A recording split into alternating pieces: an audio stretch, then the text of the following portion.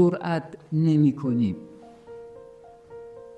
بلکه چون ما جرأت نمی کنیم کارها سخت میشه یا سخت نشون داده میشه.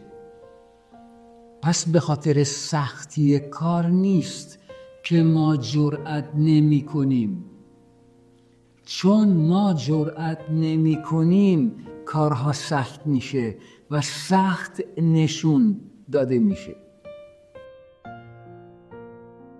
همه مسائلی که با سطح تفکر فعلی ما به وجود میان، همه مسائلی که با سطح تفکر فعلی ما ایجاد شدن نمیتونن با همین سطح تفکر فعلی ما حل بشن.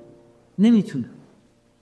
باید یک لایه، یک اوربیتال، یک میدان، یک مدار این افکار رو بکشیم بالاتر تا بتونیم در یک لایه متعالی تری آن مسئله رو حل کنیم و به خاطر بسپاریم آنچه که امروز ما را به موقعیت و موفقیت فعلی رسونده لزوماً برای ادامه مسیر کافی نیست.